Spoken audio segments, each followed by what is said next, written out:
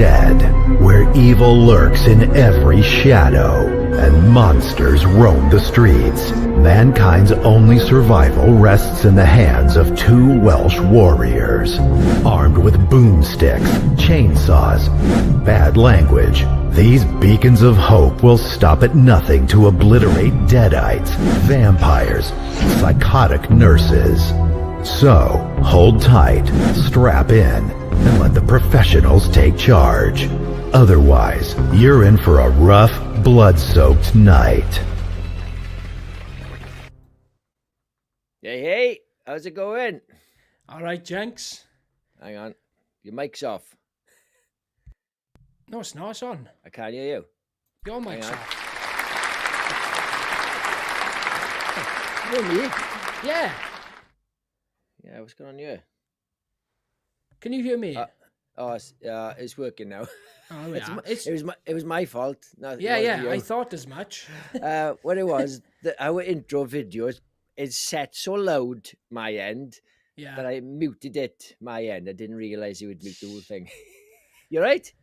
I'm so sorry, Jenks. I actually went to go and buy a Welsh t-shirt. Couldn't find one anywhere. It's St. David's Day yesterday. Yeah. You couldn't couldn't find one anywhere. anything red. Well, I'm not just buying a random red t-shirt. It's pointless, man. I'm never going to wear it. Couldn't you have like a horror and it's covered in blood or something? Possibly. I've probably got one knocking about, but it's not Welsh, is it? So what's the point? This is. I am a bit ashamed. Like I do love watching Welsh rugby. It's the only kind of sport that I actually tune into. Yeah. But I didn't have any Welsh jerseys when we did the St. David's Day. Yeah, you lent one off a mate. Yeah. Yeah, it was a client. Oh, right, okay, yeah. And yeah, it was bad. But that video was bad as well. Yeah, funny enough, it was St. David's Day yesterday. When I was looking at our studio, it's got 2 views. Really? Yeah. Oh my God. Yeah. So it's 2 seconds, Jenks. I just gotta flick a switch right by here. My laptop and heater isn't on. My laptop charger. Crack on. So can you still hear me or not? I can hear you. Yeah. All right, I'll keep it. Yeah, so I started watching today the Gorge. Gorge. I've got anyway. I was about halfway through. I was quite enjoying it. I don't know if any of you in the chat have seen it, but I was. Curtis recommended it to me. A few people have said it's good but crap. But yeah, I was halfway through. You've seen the Gorge, haven't you, Kurt? Yes, I've seen the Gorge. So I started watching it this morning. I didn't finish it because the stream sort of conked out. Yeah. But I got to say the premise is right up my street. Where they're protecting this sort of gorge from this monster that's whatever's down there. Great setup. My wife saw it the other day. She said it was enjoyable, but a bit shit. That makes so much sense, Jenks. It's a perfectly serviceable film. I give it a solid 3.5 stars. Nothing wrong with it, but easy to pass the time. Yeah, do you know what I mean? I like Miles Teller and Anya Taylor-Joy as well. I found them to be quite believable heroes. Yeah. But yeah, it's not a film I would rave about or recommend to anyone. But fun 90 minutes. Anya Taylor-Joy, every time I say her name, I almost say Aaron Taylor-Johnson. It's similar, and he's so big at the moment. He's popping in everything. Way too close. Do you know what? I must have like dyslexia because whenever someone's got a triple barrel name, I almost always put them in the wrong order. Like Joseph Lovett Gordon, I was calling him Gordon Lovett Joseph because they're all kind of like they're all first names. It's even worse with him. It's not like Jones or something. Joseph. Yeah. I Lovett. get you. Yeah. But yeah, what have you been up to this weekend? Well, I've made the most of the sun, Jenks. I've been out all weekend. Down here, we don't get much sun. So when there's a little glimmer of hope, bear in mind, only 9 degrees it's been this weekend. Yeah. I have been out in shorts, hiking, beer gardens, rivers, anything I can. Rivers. Yeah, anything I can do, right, to be outside this weekend, I've done. I've come home in the night to watch my film. Yeah. But other than that, I've been out all weekend. It's been lovely. How about you? drinking last night. I had some friends over with their kids were over as well. Drinking too much, double gins. Don't know why, because tonic water, it's so bitter that you don't even know if it's a double or a single. Yeah. And I don't really like getting drunk. I like getting tipsy. But when I feel myself getting drunk, and I felt it last night, and I've had a hangover this morning. It was horrible. Oh, I know. And I hope they didn't have young kids. yeah, they have the same age as our kids. So we there's 4 of us. And they, we just get too drunk. We watch Gladiators, which I love. Gladiators, the series. Yeah, it's on BBC. Yeah. It's brilliant. I mean, honestly, I'm in heaven watching it. I used to love it in the 90s. And this version of it is spot on. They've nailed it. But yeah, we had some few drinks. I felt ropey this morning. I don't get hangovers like I'm puking. I get very lazy, lethargic hangovers, where I can't be bothered. So I had to make sure I was ready for this show. I know it's plenty of time, but I stupidly had a couple of drinks this afternoon thinking I was going to get rid of my hangover. Yeah. Because I stopped then, I got a headache. Yeah. should have kept going. I was just saying, well, I didn't have too many. Went to a beer garden earlier, and the trick is, right, when you got a kid, you go to a beer garden that's got a park in it. Yeah. Awesome. Go in the park and play for a bit. I'll have a pint. Sit out in the sun. Still cold, but it felt like 10 degrees felt like 30 because we've had such shit weather, Yeah, it's but yeah, I felt rough this morning, and I gotta say, like, I used to be a person who could just I'll just drink the next day and it'll cancel it out. But the last thing, like I said, I stopped drinking earlier this afternoon. I thought, I don't want to be doing this podcast a little bit tipsy because I'll probably get cancelled even before our podcast is really taken off. You are a horrible bastard when you're drunk. Yeah, nasty, horrible. Swinging punches at the women. It's their own fault. Before people start dropping off because they think it's just us two talking shit. Yeah. We have got an agenda tonight, guys. And this is going to be a first video for us. Hopefully a long-running series when we haven't got a new movie to review. We're going to be doing the best and worst of 1986. It's basically the best and a couple of worst from 1986 because, as everyone knows, there's not many horror movies I don't like. Some of the ones on this list that I've put on the worst, I like and I own them multiple times. But I can acknowledge that they're bad movies. So I'm not going to put them in the best of 1986, even though my review is going to be favourable when we talk about them. The strange thing is there's a couple of your best that are actually on my worst. Well, that's not strange, is it, Jenks?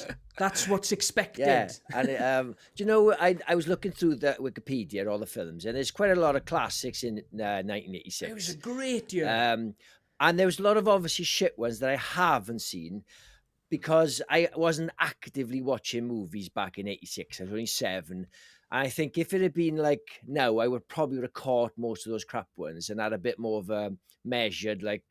Well, look at it this way, right? Maybe in, 40 years' time, there's going to be podcasters doing a show and they go, let's do the best and worst of 2023, right? Yeah. Or no, 2024. And they're like, oh, Imaginary, Baghead, all that crap that came out. They'd be saying the exact same thing. Yeah, they wouldn't have watched them. Why would they? Yeah, forgotten horror movies that no one talks about anymore. I'm not going to watch Chopping Mall. I have no interest. It's a good film. You got a tattoo of no.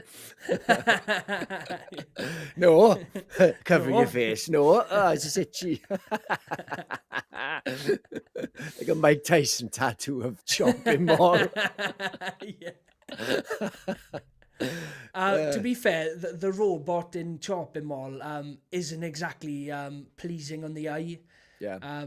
So maybe that's why I haven't got a Chopping Mall tattoo. But I've got just about every other horror movie tattooed on me. It's probably the only one.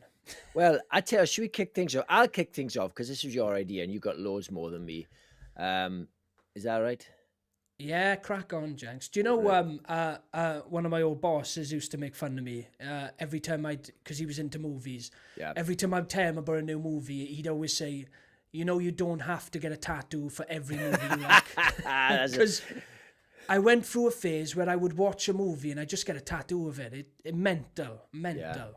Didn't you? I think you were into Walking Dead, and every episode you had to get some kind.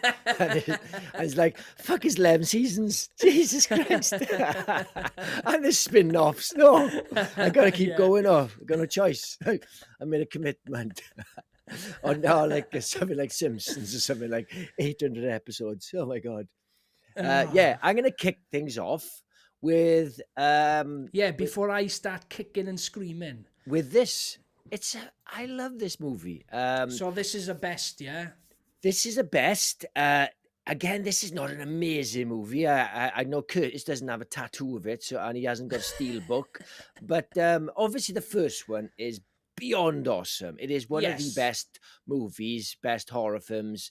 And such a great premise. Normal street, brand new house, nothing creepy, and the shit hits the fan. It's fantastic. And it's very difficult to come up with a sequel to it because it was a kind of done and dusted. You know, they built it on a graveyard and it disturbed the graves or some nonsense. But they changed the story slightly and they put together a fucking decent sequel with a really creepy ass villain named Kane. Yeah, he's so good. I got a picture of him here now. Oh, whoops. Hang on. So, he had cancer, didn't he? Yes, that's right. When they were filming it. Yeah, that's right. Here he is. Look at this fucking dude. He has no business being that buzzing. That's not even him in the film. What? That's a wax model. Oh, good. Those choppers. Those are Jenks. You couldn't get a real photo of him. There's plenty of them. Is that not That him? is a wax model. I don't think it is. Are you joking? That is absolutely a wax model. Well, either way, you got the gist. That face is amazing. I mean, if it is a wax model, it's a fucking good one. Yeah, that's definitely a wax model. Do you know it's so shit? Oh, hang on, I've lost your overlay. But hang on. It's all right. I get it back. Where are we? Boom. Do you know what's ridiculous? There's loads of things. The curse of Poltergeist, and obviously the first one, and it was sad. The older sister got murdered, and they try to put in like this actor died as well. It's like he had cancer before he was even cast. You can't use that, and the other one had a parking ticket. Oh, that film was cursed from the start. Parking ticket. Shall we? Right. Shall we read some comments, Jenks? Yes, I forgot. Yes, you just started. Right. We've got Jill John. Evening, Curtis and Jenks. Evening, all. Hope you've all had a lovely weekend. Great weekend. Thank you for jumping on, Jill. We've got Wendy Palfrey. Evening, Curtis and Jenks. Hi, Wendy. We've got Paul Henry. Boys, be kind to critters and Rawhead Rex now. That's more geared towards that idiot. Yes. We've got Ella Starr. Ella, I watched your movie last Sunday, the one you recommended. I've never ended up down such a hole of despair in my life. What a fantastic found footage movie, and thank you so much for that recommendation. Descent into Darkness. It's oh yes, I remember. A crazy raw found footage movie. It's the most realistic found footage movie I've seen. It's basically this foreign guy. He wants to travel Europe and film everything that he does, and everything just starts going wrong for him, and he starts spiraling more and more, and he starts doing worse and worse things. But every character is so believable. I don't know if you'd like it, Jenks. It's very raw, but Ella, that was an absolute cracking film. Thank you so much for that recommendation. I appreciate it. I love a found footage film. I really do. Yeah. It's one of my favourite. It is probably my second favourite subgenre. Love it. Yeah. We've got Flet's Movies and Pop Culture. Hey, Kurtz and Stephen. Hiya, mate. How you doing? We've got the man Moran. Evening all. Evening, Jord. Hi, Jordan. Jordan says, yeah, the gorge past 90 minutes. It was all right. Yeah, that's all it needed to be for me. Just a quick, easy 90 minutes. I will finish it, definitely.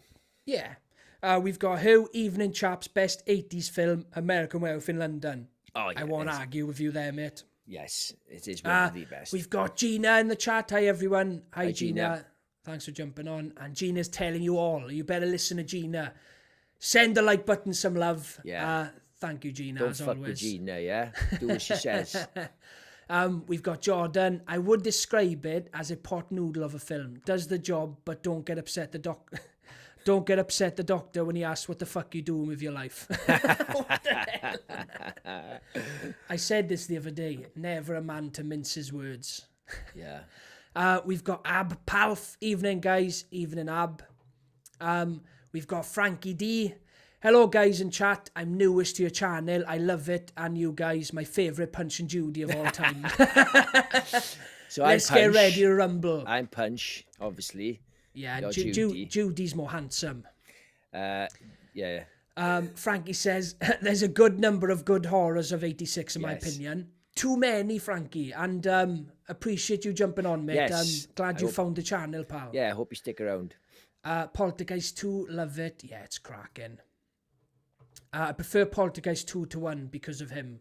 Yeah, fair he's enough. definitely a big factor in the second one. Well, that's what's probably the only thing that's missing from the first one is a villain. Yeah, we'll circle back to Poltergeist 2 now when we're done with the comments, but I got a few things to say about it. Yeah. We've got Skilly Automatic, greetings from Birmingham, Alabama, USA. We've seen you a few times in our comments now, in our videos, so yeah, thanks for sticking around. We Thanks for appreciate you jumping on the live. Cheers. All the way from Alabama. That's awesome. We've got Ella Star. Hi, yeah, sorry about that film. Very disturbing. I'm halfway through the thing. No, don't apologise. I don't mind disturbing. I just don't like films that are too nasty. And this wasn't nasty. Just a disturbing descent into darkness. Awesome. And obviously, I told you, John, I watched Link. And it may be having an appearance tonight. And we'll talk about it. Do you know what? When it comes to disturbing stuff, I'm okay with anything apart from children stuff. Yeah. And any torture with the genitals. Yes. Anywhere in that region, I'm like, Yeah. I'm out. So talking about Poltergeist 2, so I still haven't seen the third one, right? Because I don't own it. But I rewatched Poltergeist 1 and 2 maybe like a month back. And I hadn't seen Poltergeist 2 in a long time. And when I was watching it, right, I'd say just past the hour mark, everything up until that point, I was like, oh my God, I think I prefer it over the first one. I loved the new setting. Kane is fantastic. Yeah. It's got some brilliant practical effects, just like the first one. Yeah. But a lot of love went into this film. It's not just a throwaway sequel. It's a very good film. But you know what? It lost me in the last half hour. And not to the point where I couldn't go back, and I wouldn't say it ruined my experience with the film. Yeah. But it kind of falls off a cliff in the last half hour. Do you know when they're floating through the sky and all that stuff? Yeah. Completely took me out of it. But I love the story, the wraparound of all the people who died in the cave, that Kane brought them there, and there was like this mass suicide, the cult. All that's fantastic, and Kane is horrendous. That bit where he's walking up their driveway, the sun is beaming and it starts raining. Yeah. Oh my God. Absolute nightmare. It's the way he sings "God is in his holy Yeah. Oh my God! Do you know everything about that film? Though you're right. It's a lot of love because you got the Indian dude, and he's such a good character, and you think, he's great. I want him on my side. Yeah. The practical effect with the bit where the dad drinks the maggot and it grows and comes out of his mouth. That is so good. Like it's so, and he's so good at being evil. Is the brace practical effects in the first or second one? Second one. Yes, that as well. Oh my brilliant. God. Horrific. It's great. It's bad enough having metal in your mouth anyway. I've completely forgotten the name of the little lady who's like Don't look into the light. Yeah. What's her name? Oh, I can't remember. I've drawn a blank. Yeah. If you know it in chat, chuck it in. But she is obviously, you can see that the woman, I'm drawing a blank again from the woman from Insidious. What's her name in it? Eloise or something? Eleanor. You met her in Love and Horror. Lynch, what's a character called in Insidious? Something like Eleanor or something. Yeah, it's I think it's Eleanor. Something similar like that. Yeah, But something yeah, similar. obviously that little lady from Poltergeist is the template for this like timid looking little old lady that's really knows her shit, even though she's not tough. You're thinking, yeah, I want her on my corner. Oh yeah, 100%. She's like nails. Yeah, but I know what you mean when when they go to the afterlife and they're floating. Yeah. And I remember as a kid watching it, I didn't know the oldest daughter had been killed, off camera, obviously, and they just don't mention her. Yeah, they just write her out, and and it's strange. 'Cause I thought, oh, and at the end they said the only way to defeat the evil is to have the family all together. And as a kid, I was like, but you've got another fucking daughter. Oh, they're not her, and I did not know because there's no internet that she's been murdered. Jesus, that's another weird thing about the sequel is the fact that they just write her out and there's no mention of her. Nothing to do with like possibly she couldn't cope with the events of the first movie, so she's gone out of the country with a relative. Like, do you know what I mean? Although, in all fairness, it was an easy one to remove because she doesn't play a very big part in the first one. She's kind of gone almost. It's almost like they almost wish she wasn't written into it in the first place because I don't really remember her much there in that house when the other scientists are there in the first one. I think she just goes off somewhere, doesn't she? Yeah, maybe she's at a boyfriend's house. Something like that. Yeah. Yes, let me just read a few comments. 1 second. Where are you now? Bear with me. We're on Trevi McTrev, this one, Jenks. Trevi McTrev. So, Trevi McTrev, cheers for jumping on the chat.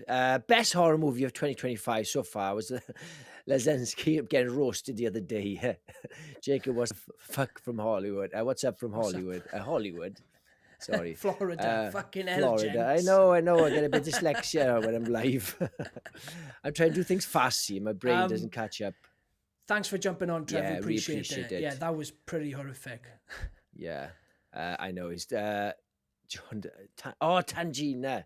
Yes. That's it. I knew it was a weird name. There's a couple, Frankie D. So I love this movie, and I would recommend watching number 3. It's the weakest, but it's not a shit film. It's just it's weak in comparison. There's some good scares in it. They replaced Kane with a different actor. He's not quite as scary, but he's perfectly fine. Yeah, of course. Do you want to move on to the next movie? Yeah, I'll pull my next one up, right? The one I'm going to talk about. Let's get one up that you've seen as well. So, best of 1986, this absolute classic of a movie. Yeah. I've got a lifelong love for this movie. Produced by Sean S. Cunningham. The director's name has escaped me though. But it doesn't matter. It is one of the best haunting house movies out there. What do you think of this one, Jenks? It's very silly, but it's silly in the right way. I love this movie. I love the music. I can't remember the actor's name, the blonde dude. Isn't he in? Oh, what's his name? Wasn't he? He's not in. He's not in. Like, he's the guy who goes, "Oh no, oh my, oh no," in some shit horror film. Oh, I forget. I don't know, but he is known from something else. I can't quite think though. I love it. It's very wacky. It's a very like of his time 80s sort of silly monster shit going on. But yeah, I think it's a great film. Do you know, this movie absolutely petrified me when I was a kid. Kind of like what you say about Evil Dead, innit? When you watch it when you're a kid, you don't realise how funny it's supposed to be. You only see the scary parts. Yeah. This was exactly the same. Just all the monsters in the little creeks. Obviously, his son goes missing. I think he gets... the house takes him, I believe. Yeah. When they were there previously. But there's so many sequences in this that are terrible. He keeps getting called back to Vietnam, and he's got this friend that he let die. He comes back from the grave. Some of the best practical effects I've seen. Yeah. And the bit as well where he goes through the bathroom mirror. Yes. Oh my God, so creepy. I rewatched him again a couple of weeks back, and number 2 was my favourite when I was a kid, right? And I was so disappointed. I watched it the other week. What a pile of crap. Oh I my haven't seen God. number 2. I've seen number 3 with the guy in the electric chair. It's got very little to do with the house. The horror show, I think it was originally called. Yeah, it looked like a script that had nothing to do with house. They just tagged that guy on. Yeah. I guess I don't know what I don't remember a house being in the third one. I just remember him being electrocuted. Yeah, I think it was like a Freddy Krueger cash grab type thing. Yeah. I remember his face on a pizza, I believe. What the number 3? It's the guy from Crime Wave. Crime Wave, yeah. One of the rat Tango and catchers. Cash. Yes. There's number 4 as well, I'm sure. Yeah. Repossession. They've got him back in that one. So number 4 is the true sequel to the first one. So Right. cast members come back, but I think it was a TV movie. I've got it on Blu-ray. It's not very good. What's number 2 about then? So number 2 is a completely different story, similar sort of. It's more of an adventure movie, which is just weird. There's no horror elements in it whatsoever. There's this decaying prospector, an old relative of his, that farts and tells crap jokes. But so he moves into this house and he finds it's got this like a crystal skull Indiana Jones type thing that powers up the house. Similar sort of concept as the first one. It opens up a world to another dimension, but then it's about these two old prospectors who used to fight over this crystal skull, and it's more of an adventure movie than a horror. That sounds terrible. I loved it when I was a kid, right? And there's a bit where they go back to the prehistoric times, right? So they go through a door and then prehistoric times, and this pterodactyl baby comes back with them, right? And they're in the house, and the pterodactyl gets hold of this crystal skull thing, and they're chasing it around the house, and it's got her in its mouth. Kind of like in Jumanji when the seagull thing's got the fucking board, like. Oh, Jenks, it's awful. Do you know, I was obsessed, even though I'd only seen the first and the third. The best thing about this series is the covers. That zombie hand. Ding dong, you're dead. Yeah, and it reminded me of Iron Maiden, the zombie, the mascot, I don't know what he's called. Iron Maiden. Eddie. Eddie, that's right. Yeah. That kind of artwork it reminded me of. The 80s, really well made. Little bit of creep show, I suppose, thrown in as well. Yeah, But, definitely. These were blockbuster favourites when I was a kid. Blockbusters, Yeah, blockbuster favourites, boy. I can read a couple of comments 1 second. So Skilly automatically says, I don't know if Blue Velvet was 1986 was considered a horror film, but I would certainly call it the best horror film of 86 by far. I suppose so. Anything a bit dark, I suppose you could argue the Seven is a horror film if you wanted to. It's kind of a broad term, but it's. Have you seen that film, Blue Velvet? No, it's David Lynch. David Lynch. No, I've never seen a David Lynch movie. Yeah, it's got Dennis Hopper and Isabella Rossellini. Yeah. And Kyle MacLachlan, I think his name Kyle is. MacLachlan. Yeah, that's it. Is it MacLachlan? I don't know. Whatever. It's a really good film, but do you know what? Horror's so awesome. If you think it's horror, it doesn't matter what anyone says, it's horror. You know? Yeah, exactly. It's subjective, innit? Yeah. If you want to call Terminator 2 a horror because the T-1000 is terrifying, it's a horror. Who cares? You're taking that a bit too far now, Oh, Jax. come on. Gina says Heather O'Rourke from Poltergeist. Yeah, she was awesome. Sam Jones. Hi, Sam. Thanks for jumping on. Yes, boys, they rinsed the title, but love House 3. Yeah, totally did. Yes, Sam. Thanks for jumping on, pal. I appreciate it. They should do that. They still do it now. Like, if you've seen Wrong Turn, the remake, that's no way is that a fucking Wrong Turn film. That's a completely different film. They just chucked on the title in it. Do you know what? I didn't hate it though. I did. It wasn't the worst film ever made, obviously, but it was just like the leader of this cult that lived underground had the best haircut you've ever seen. They go, oh, come on. You see her thick hair pushed back. And like, it was so distracting. Like, John Moran says, I think House 3 is the only a house movie in the UK. Pretty sure it's just a standalone movie in the US. So that's why it's called the horror show in the US then, innit? Right. Yeah. Weird, innit? Weird. I believe, I could be wrong here, but I remember when I worked in Blockbuster that what's it called, the shark film, Deep Deep Blue Sea? Deep Blue Sea was pitched as Jaws 5 at one point. Really? Yeah, With when modically engineered sharks, like? yeah. So it could have totally been Jaws 5 in it because didn't have to be connected. And I remember seeing a list of films that were coming out, and Jaws 5 was Deep Blue Sea. Oh, really? Yeah, it was weird. So maybe at one point they were going to market it as Jaws 5, and they thought, no, it's not. It did I don't know. alright. It did alright. Without it. I was just about to say that, Trevi. Is Predator horror? I think it's action horror, definitely. Yeah, I agree with that one. Again, I know the Predator is an alien from space, but I don't really consider Predator to be a sci-fi movie. Now, No, not the the first one, thing anyway. feels more sci-fi, even though it's set on Earth. It feels alien, whereas Predator feels like a monster movie. Yeah. Do you know what I mean? Yeah, because it doesn't come out properly until the end, so it's just a killer picking off people one by one. Yeah, I would consider it to be horror action over horror sci-fi. To be fair, Yeah, wouldn't be a fast stretch. right, shall we move on? I'm going to go for a crap film now, okay, Kurt? And I'm guessing this is from your good list. It's this piece of shit here. Rawhead Rex, I don't care what you say. This is scientifically a piece of shit. Even Clive Barker himself thought this was a piece of shit. And he made the fucking thing. Oh, because Clive Barker knows best. I'm sorry. Oh, come on. Anyway, a mate of mine stuck this on for me.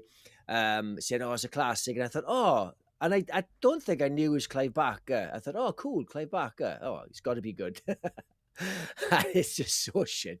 It's like it's set in Ireland, and there's like a Celtic sort of myth or something. I don't fucking know.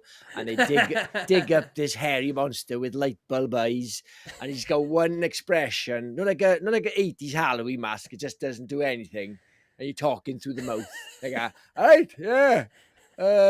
Aye. Are you trying to drink your drink? A straw. It's so crap. Like it's a piece of shit. I'm sure I got some awful pictures of it here. But yeah, I did not like this film at all. It is one of my least favorite films of the 80s, and I'm pissed off it was Clive Barker, and I think he's pissed off as well. He didn't direct it. No, it's not his fault. I know. That's why he did Hellraiser. That's why he directed Hellraiser, of course. And that monster looks nothing like, obviously, his design. They completely changed it. It's original for the movie. Now, the film has got its problems. I can't really argue with you about your points. The monster is that. But I've always really liked this film. I think the design of the monster is great. I think the film flows really well. Yeah. It's got good kills. It's got a great, dare I say, a great American Werewolf in London type tone to it, right? It's got that same get lost. Tone, right? Tone. It's got that same feel, right, of a monster on the moors, right? And you've got this small British town, and everybody fears this monster. Everybody knows it exists, and you've got this church, and all the community around it know about Rawhead Rex. It's similar to The Slaughtered Lamb, right? Yeah. In tone. I'm not saying it's anywhere near as good as American Werewolf in London. I get you saying. It's got like a bit of a Wicker Man vibe. Exactly. Yeah. And I've always been a fan of this movie. I own it on Blu-ray 3 times. See, that makes my head explode. Like when you can say words like I own it 3 times. that I can like a movie. Like. No. The fact you own it, that's fine. But I own this 3 times. That's not even a. Don't you know how that's a thing? Well, it is. I own it 3 times. I'm sure you're the only one that's going to struggle with that. Anyway, I'm not going to be giving this movie 5 stars, 4 stars. Not that I'm going to give you a rating now. Come on. I'm just saying. We want a rating. Come on. I'm just saying, I have enjoyment out of this movie to the point where I've bought it 3 times. Yeah. And I like it. I've been watching it since I was a kid, and it's a movie that's kind of stuck around for me. I like fair it. enough. Have you got a tattoo though, Kurt? No, I haven't got a tattoo. Oh, well, It's not that good. That's Come the on. metric people want. They don't care if you own it on a steelbook. If you haven't got a tattoo of it, they're not Hey. interested. No, I haven't got one tattoo of me of a film you don't think is good. Okay. What's the worst film you've got a tattoo of? If you had to pick. Dead Snow 2. Oh, I don't like that film. Well, there we are then. Anyway, yes. Let's read some. Do you want to read some comments, Kurt? Yeah, go on.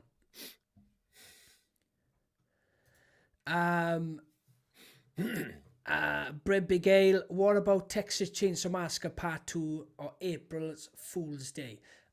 Both great movies.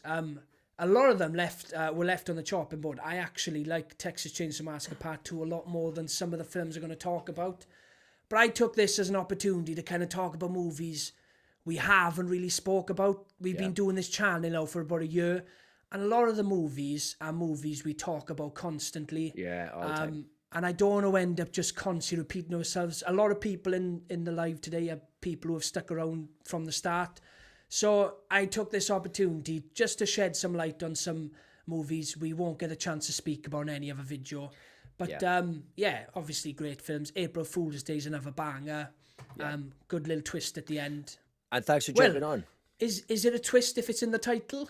Do you know, you're right about that. I think if we had our way, I'd be talking just about Return of the Living Dead, and you'd be talking just about The Thing. You know? Yeah, exactly. And I mean, I love all the movies that we're talking about, but it's hard to do compilation videos. Say we do like the best ghost movies or the best slasher movies without talking about A Nightmare on Elm Street and Friday the 13th. It's the same ones that pop up all the time, isn't it? Yeah, exactly. Yeah. But good shout now. And Trevi says, Predator was scary back then. Paul says Philistine Jenks. I think he's talking about Rawhead Rex. Frankie B says Predator, I'd say, is sci-fi horror action, just like Aliens, which is one of my favourites of '86. Yeah, and I would say that Alien 1, although it was marketed as a sci-fi movie, it's completely horror. Yeah. You know, whether it's a ghost or an alien, it's still scary as fuck. Brit Gale says, do you guys have a podcast? If not, you should.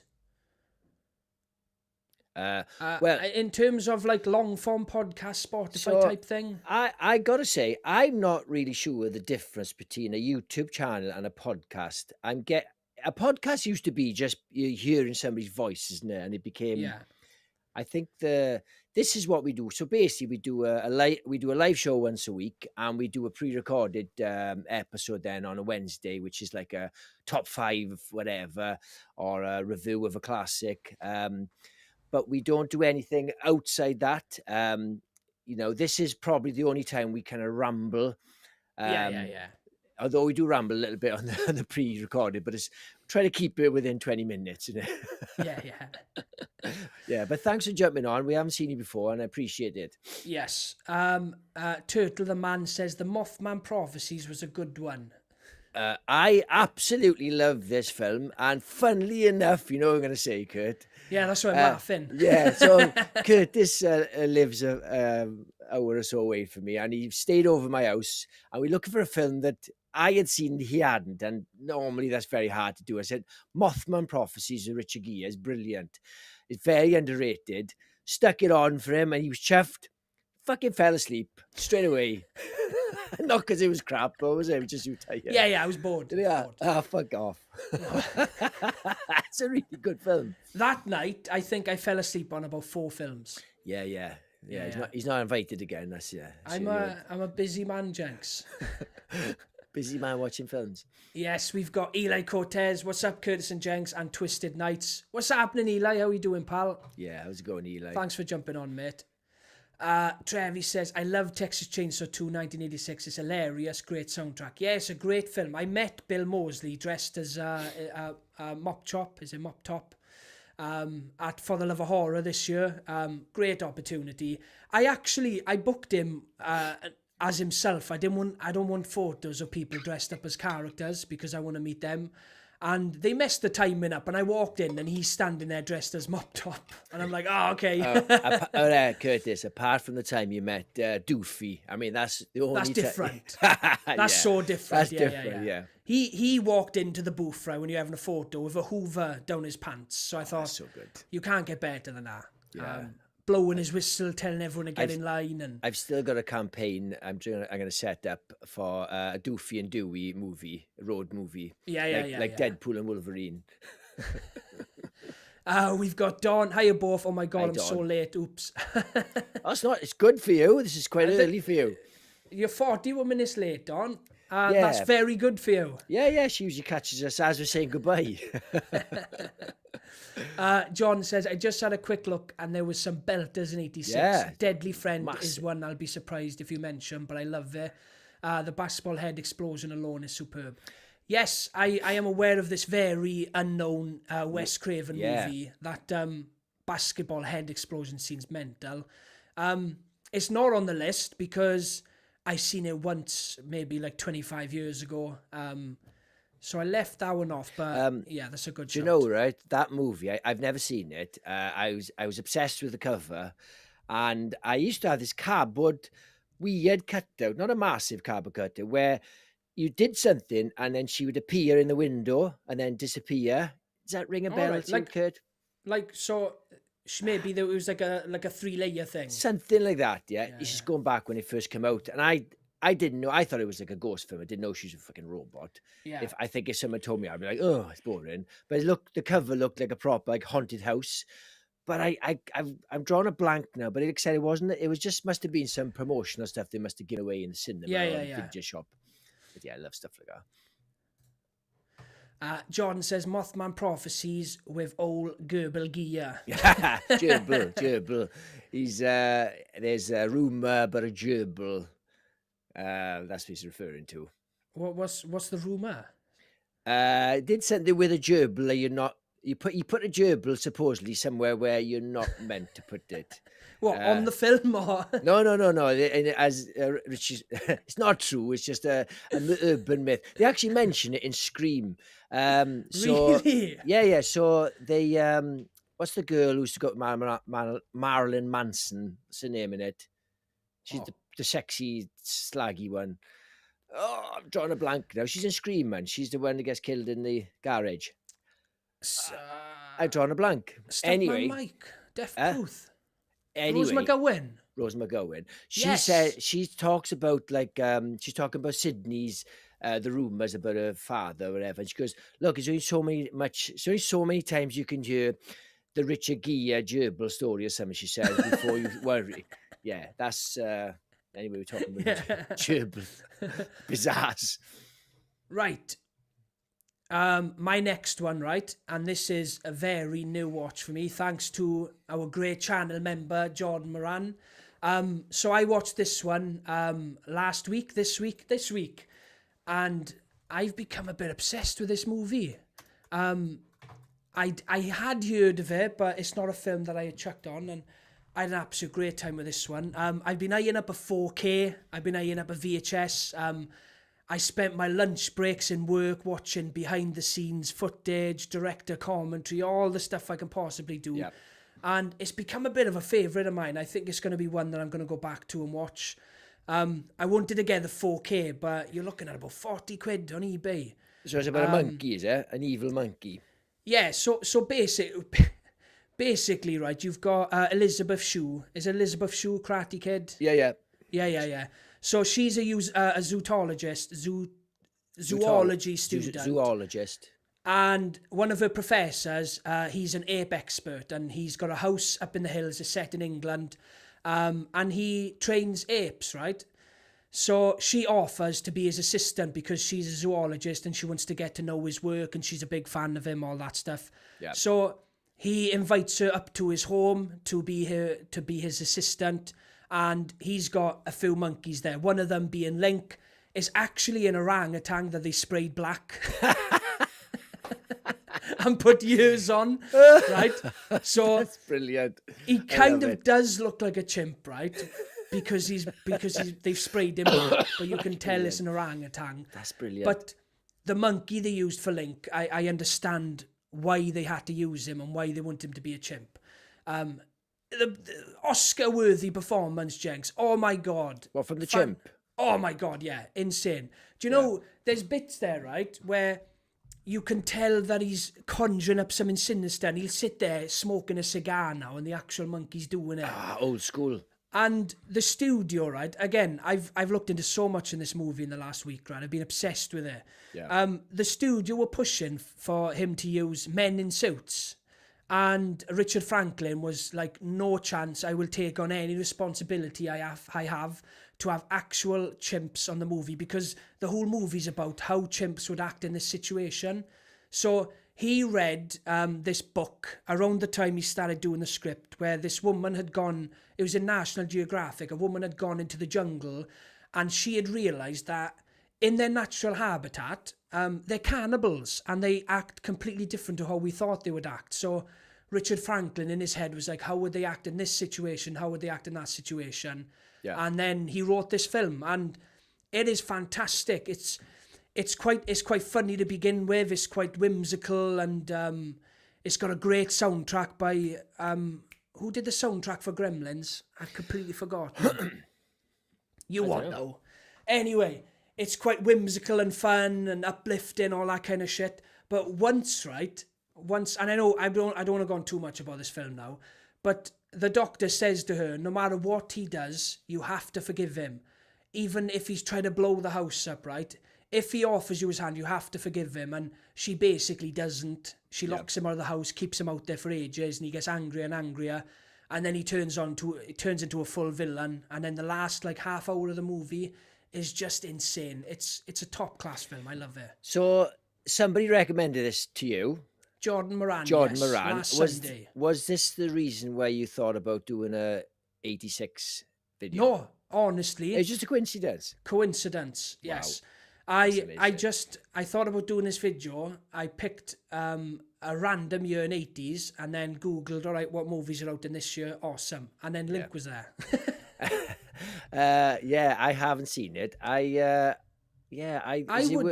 I would genuinely say, Jenks, and I know we've got very different tastes, give it a go, honestly. Yeah. It's a very well-made film. Richard Franklin, same director as Psycho 2.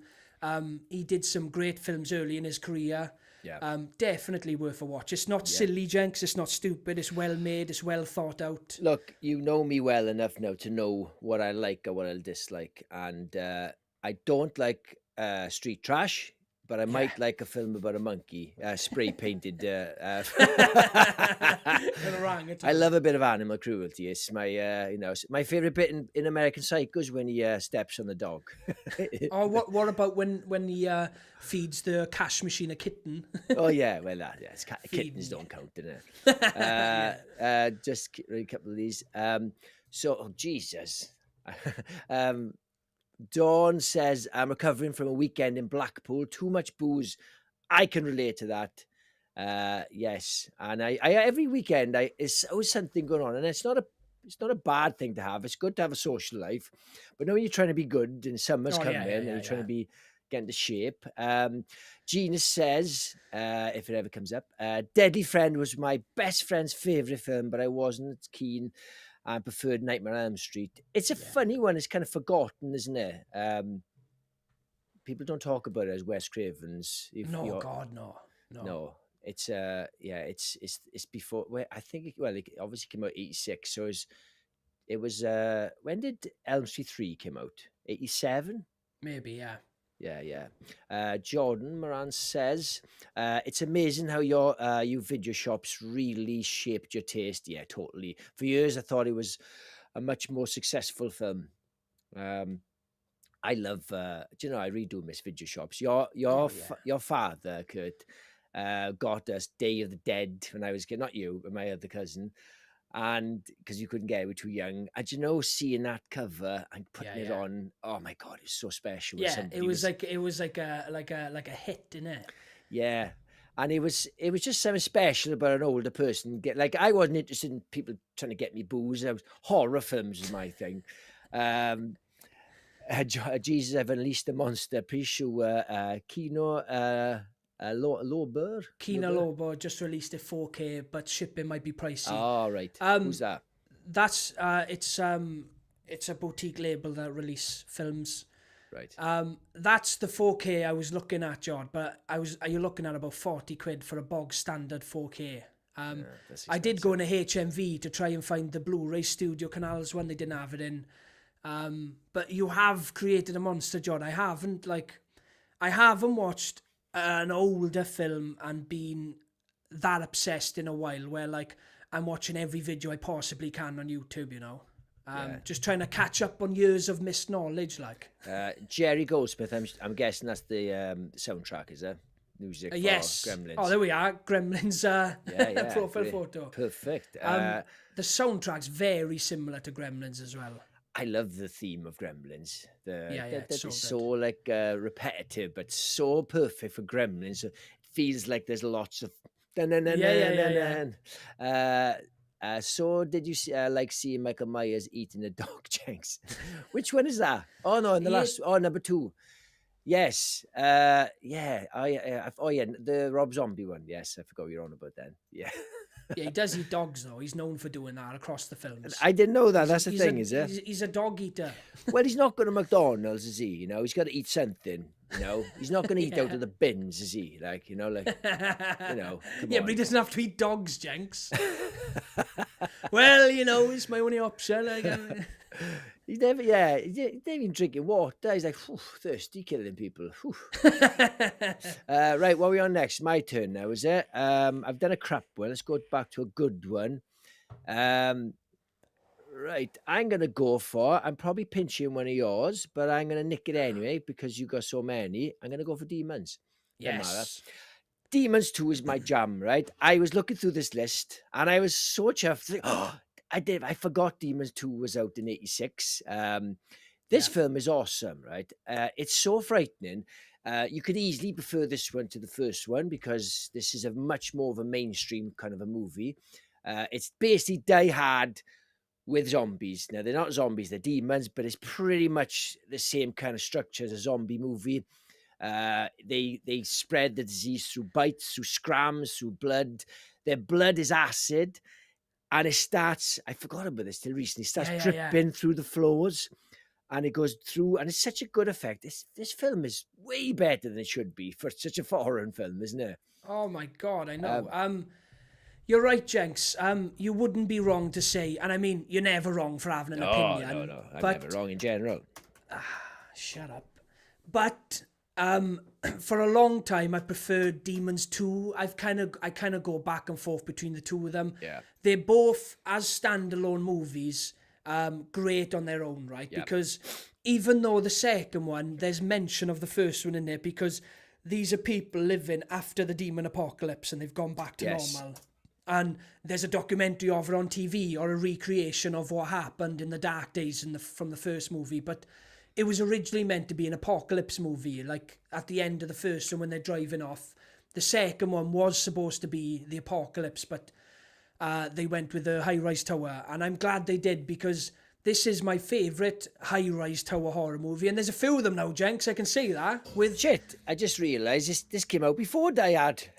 Yes. I just only now clicked. Yeah, but I absolutely love the set on this one. I love that they utilise all the different rooms. Everybody's got different things going on. You've got a birthday party, you've got this pregnant couple, and then you've got this girl and their young son and the dog. Yep. Even their dog turns into a demon. Yes, absolute mental scene. But yeah, these films are just nightmare fuel. Some of the best practical effects. I will say the second one's not as intense as the first one. There's not as many nasty gore scenes. Yeah. But a lot of love went into this film. And I think Lamberto Bava, for the short run that he had of good films, he made some bangers. And this is just peak filmmaking. Yeah. I think it just about passes just being a forgotten, schlocky 80s horror movie. I think it's a really well-made horror. But you're right. I love the fact there's loads of different levels, different people to follow. Like we said before, that's what kind of was missing from Evil Dead Rise. They didn't utilize the different floors and different characters. I know they went for that one floor, but you're a little bit of a couple of apartments here and there in Evil Dead Rise. But this is, Yeah. it feels like you've even got the gym on the ground floor with the black dude, the bald head, the same guy who's from the first The one. pimp. He's the pimp, and then he's the personal trainer in the second one. And What you a love him, contrast, like. but you love him in both. He's such a badass, you know. Yeah, and one of the do you know one of the thugs who sniff coke from a coke can in the first one? Yeah, well, the straw. he's working behind the desk in the second one, the main one. Yeah, he's in the gym as well, isn't he? Oh, is he? No. He's just working behind the desk. Yes, that's right. Yeah. But what's great, but the first one is really good. It's set in the cinema and it's unique. There's no other zombie movie or anything that's remotely set in the cinema. But it's a great place to set it because there's no windows in cinemas. Yeah, you've got the bricked up doors as well. Yeah, no but you escape. forget, like, cinemas do not have windows. They don't. It keeps the light out. There's with the Demons one, it's very bleak. It's not a feel good horror film at all. It doesn't feel like. I was just about to say the exact same thing. Yeah, and you feel it's very bleak. You feel like nobody's safe, which makes it a good film. The second one is a lot more Hollywood, and that's not in a bad way. It's you've got a lead that's very likable. You don't want him to die. You've got a pregnant woman. You don't want anything to happen to her, and every beat of it is Hollywood in the best way, in the best sense. Oh yeah, 100%. I mean, I absolutely adore these movies. I know I've shown this a few times, but look at that bad boy. We've got the Demon's Mask. Is that Rawhead Rex? But I absolutely adore both movies. I can't say definitively which one I prefer more. I'd probably just say both, to be honest. Awesome. Hard to pick. But yes, I'm making fun of your tattoos. You keep forgetting that I got a Blair Witch Project tattoo and a Jimmy Savile one on the other side. I haven't got a Jimmy Savile one, okay? Thanks for clearing that up. Although it would be kind of, because we do a horror channel, it would be kind of horrific. Yeah. Do you read some comments, Kurt? Yeah. Trevi McTrev says, I hate Rob Zombie. Me too. He's fucking shit. I like a couple of his films. He's not a very good filmmaker. Oh, we've got Jamie Hart. Hi, Jamie. I hope you're doing well. I hope you're better, yeah. Thanks for jumping on. Appreciate it. There's a lot of love for you out there. All the different channels. I know. Look at all this love. Eli says, killer movie. Jenks, I love Demons 1 and 2. Yeah, top class. I know. It's a shame that number 3 is a strange and it's not properly Demons. 3 it's the church, isn't it? The church. Well, there's Demons 3, the Ogre, which is extra nothing to do with it. But then, yes, the church was written as a Demons 3, but they just changed the title. I think the demons themselves, the makeup, is a nightmare for not just the image of the eyes lighting up in the corridor, just how nasty they are. They are one of the nastiest. Green blood, the veins, everything. Yeah, and it's like with zombies are scary, but they're not sinister. They're just like, I just want to eat you. Yeah. I don't have no beef with you. These look like they want to fuck you up. Oh yeah. Like. And no one talks about how good the transformations are in these movies, in 1 and 2. Do you know what a newer is, right? How wet and sweaty they get as well. And you've got the teeth pulling out and new ones coming through. Yes. And really then good. The nails as well, not just coming out, but splitting open. Just meticulously done. No one talks about the practical effects of these movies enough. Next time I come up your house, I wouldn't mind watching Demons 2. What about 1?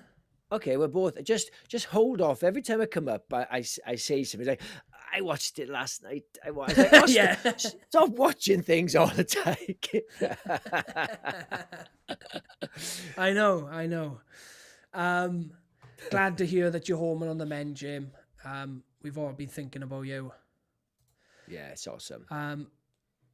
Frankie D says, yes, mate, I was hoping you'd mention Demons 2. I think I prefer the first, though. Good film nonetheless. Yeah, definitely, pal. Yeah. I maybe, like, I haven't seen them I'm raving about these movies, but I haven't seen both of them since the 90s, probably. I haven't seen them in this millennium. And in my head, I prefer the second one, but maybe going back, maybe I would gravitate to the first one. We've got Davy Dread, The Hitcher, 1986 psychological thriller. Horror is brilliant. Yes, a fantastic film. Recently been treated to a lovely new 4K edition. Is it? I didn't mind this. The remake with Sean Bean. No, Sean Bean. Yeah, it's nothing wrong with it. Yes, Probably doesn't hold up to the original one, but there's absolutely nothing wrong with it at all. Perfectly fine. There's the bit where he ties him to two vehicles and splits him in half. Oh, the shit like that goes through me. Trevi McTrev says, Night of the Creeps. Well, perfect. Do you use that as a segue, Kurt, for yourself? Yeah, let me read a few comments. We've got Davey Deathry in the chat. Hiya, Davey, mate. It's nice to have you back on YouTube, pal. Hope everything's all good. Yes. Thanks for jumping on, mate. We have to meet up soon, mate, and get something done. And yeah, Davey's got an awesome horror channel. You need to check him out. He's been doing this a while now, and he's pretty slick. Yay! Hey! We've got Night of the Creeps. Surprisingly, perfect segue. This is an almost forgotten movie. No one talks about it. I don't see any love for this movie. I mean, is this in your shit list or good list? No, it's good. It's on the good list. I've never seen it. You've never seen it? Nope. So I mean, it's quite a forgotten one, but I think it's garnered quite the cult following. Tom Atkins in any movie is amazing, but this one for me has always been one I went back to. A great mix of sci-fi and zombie. So you've got these alien type parasite things that turn people into zombies. It starts in the 50s and then echoes over into the 80s and in modern time. And it's basically a zombie movie, right, Jenks? Yeah. But with aliens. And Tom Atkins plays this badass detective. No, you'd hate it. But it is absolutely over the top, pure 80s cheese. Yeah. But it is an ultimate cult classic. I absolutely love this film. But you know what, Jenks? I don't own it on Blu-ray. It hasn't had much love over here in the UK. Yeah. I don't even think I've seen it on DVD over here. Jordan Moran would be the man to answer that one. I love the way, that you have so much conviction of what I will like. Like, it's not like, oh, absolutely. I don't know, no, like, no, do not watch it. And I don't want you to watch it, Jenks, because you'll piss me off because you're Yeah, exactly. Well, like I said, Night of the Creeps is basically a zombie movie, right? So you may get some enjoyment out of it, but it is pure 80s cheese. But I always loved this one because it was another badass Tom Atkins movie. Weirdly, even when I was a kid, I was attracted to his roles. It was weird to appreciate a man like that when I was a kid, but growing up watching The Fog and Escape from New York, Creepshow, all these movies, and he was always popping up. But I remember this was the first one I watched where I was like, oh my God, this guy is awesome. Yeah. But yes, Night of the Creeps, easily one of the best horror movies to come out in 1986. I haven't got a hell of a lot to say about this one because it's been a while since I've seen it. But I had to mention it, and I had to bring it up. I do love the cover. I think it's a cool cover. It's such a good cover. It's cheesy as fuck, but I do like stuff like that. Very simple artwork. I think this is the original cover, isn't it? It's not like a fan one. I think so. Yeah, it is. Because where I get the covers from, sometimes there's really good fan ones, and I like to put the original up because, well, especially if it's done with a bit of artwork. I'm gonna read a few comments. So Gina says, I laughed at Rawhead Rex. Yes, because it's shit. My dad was surprised it ended. It ended a kid though, as I was only 8. That's one thing about Rawhead Rex. You know, their son dies. Yeah. There's no emotion whatsoever. Yes. Emotion. Oh, that's it. Do you know when I watched it last year? That's when I was shouting at my mates who watched it with. I was like, they've just forgotten their kid is dead. It's so shit. Like, they're like, oh, whatever. It's like, no, he's been killed. This is really bad. Like, Jamie says, 1986 was a pretty good year for movies. I saw many in the theatre. Famous for that, Jamie. She's seen everything in theatre. I'm jealous, mind. I'd like to think maybe when these films have come and gone that I'm watched in cinema now, I can pass the buck and say, hey, I saw that in cinema, and they can, Yeah. you know, Yeah, be yeah. jealous. They can You be could jealous as well. You Like, could say, yeah, I saw Baghead in the cinema in 2024. And what else was shit last year? Fucking, I never even saw Imaginary. Yeah, Night Swim. I didn't see Night Swim. We were going to review that. It was going to be our Yeah, first film to review. We thought that we were going to do like proper reviews at the start, but Yeah. didn't work out. Jamie also says, everyone I know loves Night of the Creeps. Oh, I'm going to watch it. I'm going to watch it. I won't like it. Trevi says, Night of the Creeps is awesome. Oh, Yeah, it is. It's a great film. Frankie D, Night of the Creeps. Yes, another back. Oh, look. Come on, Kurt. I think you're wrong. I think I'm going to love it. I said you might, because it's basically a zombie movie. But bear in mind, Jenks, a lot of the people in the chat are very similar to me in taste, in terms of liking schlocky horror movies. So Yeah. You were about not to say the best shit judge then. of characters. You're about to say shit then, but schlocky came out in there. That's what you're Nah, trying to say. never shit, Jenks, never shit. Right. Trevi said Dima's won. Yeah, by the way, hang on a second. So we've got Don Keats says the Howling franchise ran from 81 to 2011. 2011, that late? Jesus. The books were by Gary Brandner. Have you watched any of them? I've seen Howling 1. I've seen 2, Howling 1 and Howling 2, and that's it. Did it go up to 2011? I didn't know that, but I know I remember always seeing the sequels in the pound shop, Prism Leisure, this really cheap brand that used to release DVDs back in the early 2000s, and they always had the Howling sequels, and I didn't understand like the IVs and all that, whatever letters, isn't it? But they were always like high numbers, you know. Roman numerals. Like a IVV, and I'm like, how many films are there like? Yeah. Jesus Christ. Joe Dante would be turning. Davey Deathray said, did you guys talk about Little Shop of Horrors yet? Now, I did think about it, but we didn't put it on a list because I have actually seen it and it was a bit of fun. But my favourite musical and a fantastic 86 horror film, Frank Oz directed the hell out of that picture. It is a good film. And it's Steve Martin's good in that. Steve Martin, you got Bill Murray in it. Rick Moranis. Rick Moranis. Is awesome. It is a good film. When I saw it pop up, I just thought, I don't think I could be asked to talk about a musical. No, good shout there, Davey. It is a great film. I actually went to watch the live show with my daughter. She was obsessed with it for a little while.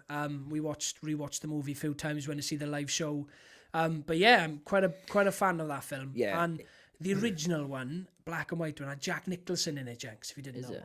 Yes. It was on my radar when we were making this list, but it was it's a great film. Yeah, John. I only know of the Eureka Blu-ray of Night of the Creeps. Maybe a Shout Factory 4K. All right. I'll have to have a look because I don't own it for some reason. Yeah. Look, there's a lot of love for Night of the Creeps. My God, Tom is mint, Gina says. Tom's the man. I met Tom Atkins last year. I'm still in shock, like. Feed me, Seymour. Feed me all night long. Great voice, Jenks. Great voice. I know. I'll probably get cancelled for that voice. Davey Dredd said there's an excellent Spanish Blu-ray release of Night of the Creeps. Oh, okay. Top man, Davey. I got a lot of researching to do here, boys. Look at this. Researching to do. Got all this. Everyone's doing all the work for you. Look at this. Screen Factory put out a 4K Night of the Creeps. Do they do, when you get a 4K from America, do they do this stupid thing they should do with DVDs where it's regional nonsense? So all the way up to Blu-rays they did. So Blu-rays were the same, it was region locked. But now 4K is completely open region. I've heard there's some discs that you can get unlucky with, but the majority of it, 4K is completely open, not region locked. Oh, that's good. Frankie D says, Slither is somewhat similar to Night of the Creeps. I have Night of the Creeps on Blu-ray from Eureka Entertainment. Oh, like a nice release. Would love it on 4K. Oh, well, Kurt, you've got to get it, boy. All right. There we are. Yeah. Sorry, Trevi says, "Good news is your good news is your dates are here. The bad news is they're dead." Night of the Creeps. Yeah. That's such a good line. It's Paul set on prom night, see, Jenks. Right. Paul Henry says, "Come on now, the father's distraught when his son died. Trust me." Oh, for about 2 minutes. It's only, in all fairness, it's an 80-minute film. He's only got so much time to be distraught by his kid. Look, come on, we've got to get wrap it up. Like we said before now, you should have seen me off camera then. I cried for 2 hours straight. Crying my eyes out. Yeah, he was. No, I saw him. 100%. Balling. Davey Deathwish says, "I still need to see Night of the Creeps. Join the club. Can we watch it together, Jags?" 100%. Yes, let's do it. Let's do it, Davey. Let's get a watch party, Night of the Creeps. The problem is we can't do a watch party with a film we haven't seen because I want everyone to shut up. You know? Well, you can hear everyone in the comments, so that's one thing. And Although, no, I mean talking to us three, if we watched it together, like I didn't mind doing Black Christmas because it was meant to be a pile of shit. Because I hadn't seen that. Oh no, I had seen it. I thought I hadn't seen it till I watched it. That's how shit it was. Let me read a few comments, okay. Jenks. I can throw them quick. John says, "I just looked up Night of the Creeps, and there was a movie called Zombie Town they released as Night of the Creeps 2. That sounds absolutely pish." Yeah, I feel like if you've only just discovered it, and it's quite an old film, it's probably pish. There we are. Don says, 8 in all, 8 howling movies, Jenks. Right. Do you know the most confusing franchise ever has got to be Zombie? Oh, yeah. As a kid, I was like, I did not understand what the fuck was going on. There's one of three the them. sequels, I think it's the 4th one, it's actually about killer birds. So there's a 4th Zombie Flesh Eaters. Yeah. So some of them are called zombies, some of them are called Zombie Flesh Eaters, but none of them are connected. I don't know. There's Zombie Flesh Eaters 3, which is actually the sequel, and then there's, I think, Zombie 4 or 5 is about killer birds. It's got a separate title, but one of the titles is, I'm sure it's Zombie Flesh Eaters 4. I'm sure it is. So maybe, the Zombie Flesh Eaters on the island with the girl with the shark and everything, there is an actual sequel to that. Yes, yeah. How come I've never seen that then? Because I love Zombie Flesh Eaters. But they're really like underground Italian horror movies. I got them on Blu-ray if you want to borrow them, Jenks. No, that's like homework. John says, "I need to buy a new Blu-ray player because I got a bunch of Vinegar Syndrome titles that aren't all region." Do you know what? I never bothered with buying off-region Blu-rays because those Blu-ray players cost so much money, man. Those region-locked ones. Right. Are you ready? Yes. My pick? Okay. Pick up, I haven't got many shit ones because I haven't seen many shit ones that year. I only targeted the good ones. So I'm going to go for something boring and mainstream. I'm going to go for Jason 6. I absolutely love this film. This is my favorite Friday the 13th. I know we did a ranking a few weeks ago, and I don't want to spend too long talking about this, but I fell in love with this movie. I'm not a big Jason fan. I love Jason, but I'm not as precious for the franchise. But this one is the one way above all the rest for me. Jason is awesome, and he's a fucking zombie. I mean, come on. Yeah, it really peaks when he recreates the famous 007 opening. Oh my god, yeah. I love it. With the didn't. Yeah, it's just they just thought, fuck it, he's a zombie, let's go all in. Yeah, and you've got to love the audacity. This is, I know I yawned. I'm only yawning because we speak about Friday the 13th a lot.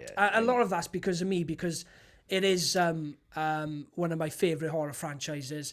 And I've always gone between the 4th and the 6th. I love them both equally.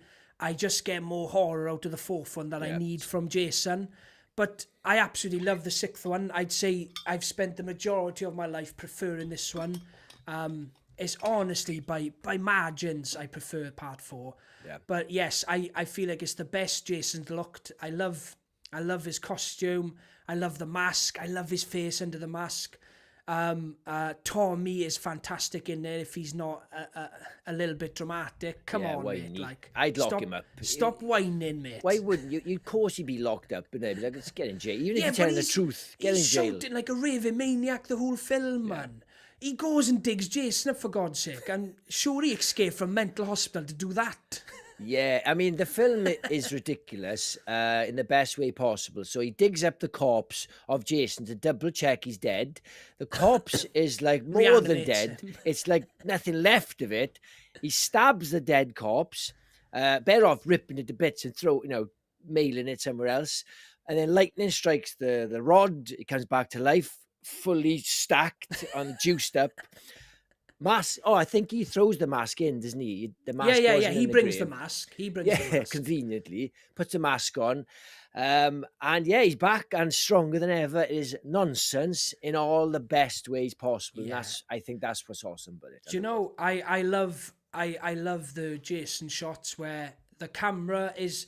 I feel like the camera is attached to him while he's walking because there's movement, but the camera's going directly with him, and it's the bits where he's storming through the woods. You've never seen that in a Jason movie. It's the funniest one by far. Yeah. Great deaths. The paintballing bit where he smashes the guy's head into the tree and you've got the smiley face with the blood. It's got one of the best deaths ever when he basically collapses the sheriff, just pushes him down. Yeah. I was like, it's such a good effect, but it's like, oh my God, this guy's relentless. It's so good. I want to know where he got the yellow gloves from, the gardening gloves. Where did he get those from? Has he got gloves in it? And he's got a utility belt. And a rope shooter. Yeah, he's got a utility belt. Smoke bombs. He's probably getting blisters from holding a machete, hacking all the time. Have you ever use a spade in the garden? You get blisters. Do you know, I'll be honest, right? I think that number 4 is probably the best one. But Jason looks better in this one. So yeah, and I think that's why I've gravitated towards this. I like him as a zombie. Yeah, it's great. So it's a fantastic film. Yeah. Read a few comments, good. Yeah, let me just get my next film up. Well, there might be some. Is there any comments on Jason? Yeah. No one cares. No one cares. Yeah, hang on, I got it here. So Davies says, best Friday 13th, easy, yes, totally. The only Friday 13th is actually at a camp with the kids. That's what's great about it as well. There's actual kids. They're not like 45-year-old people in the campsite. Yeah, they're not like preparing the camp ready for the kids or packing up the camp. Yeah. And the teens are kids. It's like, yeah, why did it take them 6 movies to go? Do you know what? I think we should open the camp like 6 movies worth of deaths. I know. Gina says Jason Lives always hovers between first and second, along with the 2009 remake, then 4, and then 4 in third. Yeah, it's a great film. I think I just love the way he looks. He also moves a bit like Batman. Or Batman moves like him. The way, because Batman couldn't move his head, Michael Keaton. So the movement was all body, and you've got a lot of that when he comes out of the grave. So we got Sam Jones says Jason Lives. Definitely the GOAT opening scene. Greatest of all time opening scene. I thought he killed a goat. Target profile photo. Yes, look at the mullet on Van Damme. I used to love Van Damme. There's a bit in that film, right? Hard Target, where he's surfing on his motorbike and he's using it as like a weapon, and he jumps off. It's like, there's no need for that because you're not keeping it steady with your legs. Yeah. Trevi says, and that old funeral worker is drinking booze. Okay, I remember Jason Lives. Yeah, always one there. It's always whiskey as well. Yeah. So Eli says, can't wait for the new Arrow 4Ks. Yes. Do you know what, Jenkins? I've spent so much time shitting on Jason Goes to Hell and Jason X. They've just announced these new 4K remasters. I'm getting them both. Oh, for no wonder you ever got money. John says, I've never dug up a dead person out of fear of lightning hits them and they reanimate. Lesson learned. Well, in the 80s, Tommy making mistakes back in 86 so we don't have to. look, in the 80s, toxic waste, radiation, and lightning were either bringing back the dead or turn you into a monster or a superhero. No, that was it. No only other, in the 80s. Only nothing in the else 80s. needed. Frankie D says, sorry, you gonna say? Yeah, go on. Frankie D says, Jason Lives is awesome with a great soundtrack too. Yes, Alice Cooper. It is Alice Cooper. He's isn't it? back. The man behind the mask. Yeah, such probably a my good song. second favourite in the franchise. My father had the single, Alice Cooper single. You've got Alice Cooper holding Jason's mask. So iconic. Yes. Such a great song. You've got Jordan says he gets the gloves from Han's dead body. Oh, there we are. I don't remember. I watched it long ago. Right, next one then, Jenks. We'll right. start brushing past them a bit faster now because we've still got a few to get through. Oh, it's been me talking along. Right, is it your turn? Yeah, go for it. Yes. Next up, we've got the Zero Boys from Nico Mastorakis, bit of an iconic director from the 80s. All his movies are a bit forgotten now, but he's done some bangers. Huge fan of this film. This is about as cheesy as you can get. They're a group of professional paintballers who... Look at this. I had to get this. Hang on, is this one of your shit picks or is it? No, this is my favourite, right? Okay, Look at that. It's hard to know which one's which. We've got the soundtrack from Hans Zimmer. So Hans Zimmer did the soundtrack for this, right? Fair play. This movie's no chump. Beautiful little vinyl of that one. I discovered this movie about, I want to say, maybe when Arrow dropped it for the first time, maybe like 6 years or so ago, and I absolutely loved it. It is, like I said, pure 80s cheese. It doesn't make much sense. What's the gist of it? Because I've never seen it. The gist, 2 seconds. You forgot? Yeah. No. Hang on, let me look at Wikipedia. So you've got a group of friends. They're basically professional paintballers. I think the first 20 minutes of the movie is them paintballing, right? Is that a thing? Professional paintballer? Oh, yeah. They take it very seriously. They got tactics. And they get paid? No, they don't get paid. Well, how are they professional then? Oh, I don't know, man. They take it seriously, all right? They're known for that, right? And they basically go out on the weekend and they get stuck in the woods and they come across a house. Definitely lived in, but they decide to go in anyway. And they're just chilling in this house, having sex, doing all kinds of stuff the teenagers do. And obviously it belongs to someone. It's furnished. It doesn't look abandoned, but they just go in there anyway. And it basically belongs to a group of ruthless killers who start hunting the kids down one by one. I wouldn't say it's a fully fledged horror movie. It's more of like an action with horror elements. People do get killed. It's a little bit of a slasher. But it has got, right, one of the coldest shots I've ever seen in a movie. And it's a better lightning shot than Jason Lives, right? Really? And it's raining, pitch black in the woods, right? And they're looking round and the lightning flashes up and you see a guy in the distance with a machete. And I thought that is probably one of the coolest shots I've ever seen. Yeah, lightning. So I thought you meant like 80s, like animated lightning.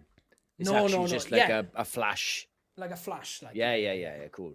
But yes, it is a pure campy 80s horror. If you like your slashers with a little more action, a little less go, Zero Boys is a pretty fun film. Will I like it, or Curtis? No, absolutely not. Absolutely not, no. 100%, like you're at 100% accuracy that I will not like it. When I watch it, I it's one of those films, I wouldn't say it's so bad it's good, because it's not that bad, but it borders on it. Yeah. I will watch Night of the Creeps, because there's been so much love for it. I'd be very surprised, apart from maybe like Eli, that anyone's ever heard of this film. Oh, come on, guys, get in the comments. Please. Come on, guys. Has someone seen the Zero Boys? I own it on vinyl. Come on. It's also like when I was a kid, this cover, where's it gone? Would put me off. It just looks like an army film, and I'd be like, oh. Like when you mentioned the Zero Boys, it's like, is this even a horror? No, I know it. I read the synopsis, but the cover just looks like missing in action like Chuck Norris or something. Yeah. So it's probably that's why. Yeah. Any comments on anyone seen this film? Have a look at. Oh, Gina says. Never heard of it. Never heard of it. Yeah, love it. We've got Jordan. How fucking dare you, Jenks? If I can professionally air drum, you better believe there is someone out professionally paintballing. I love it. Yeah, I'd pay. Yeah. Oh, we've got Ben Grimm. Hiya, Ben. Grimm. I'm a fan of Zero Boys. And I think now he's going to be a fan of the channel because he's probably the only channel that's mentioned Zero Boys. No, it's a great film. Like I said, it's a soundtrack by Hans Zimmer. He's no chump, Jenks. Oh my God, this is probably one of the best musicians in the world. Have you ever seen him being interviewed? He's so fucking cool. Yeah. He's just so chilled. Like, he does not look like a stiff, like Oscar-winning sort of musicians. He's an amazing bloke. There we are. Paintballers versus rednecks. You explained that a lot better than I did. Yeah. That's instantly. It. Yeah. You went round the block. Thanks for jumping on, Ben. Awesome. Right. We have been talking hour and a half. So I'm going to do pick one now. I almost don't want to do this one because it's so boringly brilliant, but I think we have to. It's Fly. I mean, I don't want. I'm enjoying talking about like, things like demons and stuff, but it's probably the best film of the year. I would argue, maybe. Yes, this is a masterpiece. It's a remake. It doesn't really matter. This a remake. It's not the remake in the traditional sense. It's taken the germ of an idea and made its own thing. Because it's very easy to remake something that as old as the original. Vincent Price is it? So David Cronenberg made it. It's about Jeff Goldblum's trying to make a teleportation machine. He tries it himself, and a fly gets in. He turns into a fly man. Not in a good sense. He turns into a fly man. Not in a superhero sense. In the worst, horrifying sense of all. Well, the first half feels like a superhero movie, doesn't it? Yeah, he's got some good powers. He's getting all this strength, and he's doing backflips and crawling on the walls and stuff, and he kind of welcomes all these changes that he's going through. And then his dick falls off. Dick in a jar. Yeah. Do you know, right? This film is so good that when I tell someone my favourite David Cronenberg movie, I say my favourite David Cronenberg movie outside of The Fly, because I feel like he's done so many top-tier films, but none of them come close to The Fly. So I'm a big fan of The Brood and Scanners. Two absolutely top-class movies. But yeah, Rabid and Shivers, both great. I'm a big David Cronenberg fan. But I have to say, outside of The Fly, because I don't feel like it's fair game for any of his other movies to be compared to The Fly. He just hit the nail on the head with this one. He was firing on all cylinders. Gina Davis is fantastic in this film. What's his bloody name, man? I always forget his name. Jeff Goldblum. Jeff Goldblum is great in this movie, if not very Jeff Goldblum. I didn't know it back then when I used to watch it, but he is literally just playing himself. It's strange that like David Cronenberg, his career has changed a lot, since he's done like History of Violence. Well, he's back now, Jenks. He's back to that way. Yeah, he did something I didn't watch. Crimes of the Future. Future. Yeah. I really liked Eastern Promise as well. It was excellent. Yeah, it's got one of the best. Viggo Mortensen's great in that. It's got one of the most realistic, visceral fights, naked fight in a spa, not a spa shop. Naked fight in the corner shop. What about the opening scene in the barber shop? I can't remember, to be honest. That's like borderline horror, but it's a great film. Viggo is awesome in that movie. I love that film, but The Fly. It's a bit like you had an idea a while back about making a best of top 5 werewolf films, not including American Werewolf in London, because it's just like that's 100% going to be number one. So it's and it's the same with The Fly. What's the best Cronenberg film? Not including The Fly though. That's obviously Yeah. the You best. can't pick the fly. No. Yeah, that's good. I love the fly. I think, yeah, you're right. It's got a bit of Chronicle. I'm a big fan of Chronicle, where it starts like superhero. This is great, and it starts getting darker and darker and darker, and the fly nails it. He's got all the strength of like a fly to his proportion. When he punches the wooden frame, he could climb up walls. The arm wrestling scene.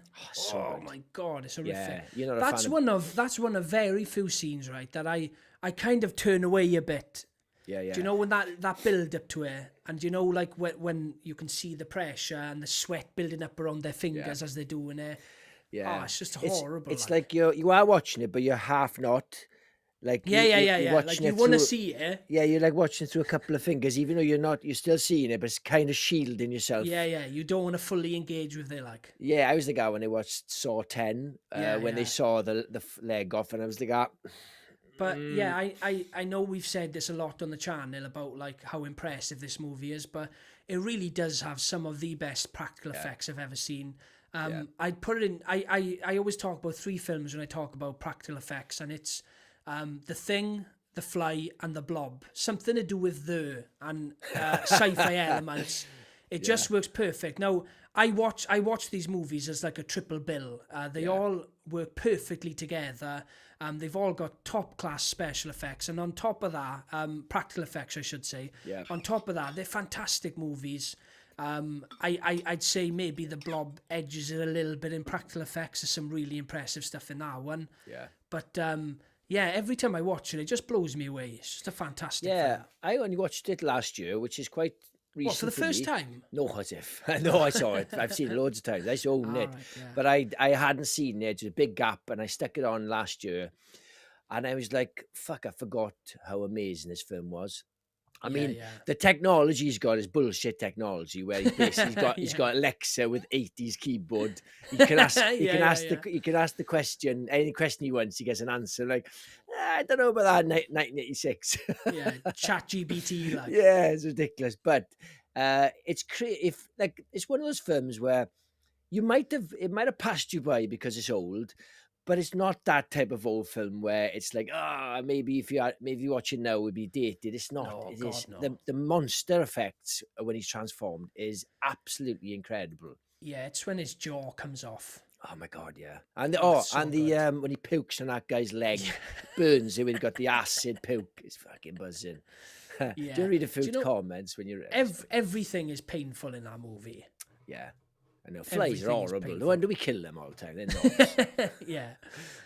not. Trevi says, I'm going to watch it today, Zero Boys. Yes, give it a watch, pal. You may enjoy it. Yeah, I personally love it.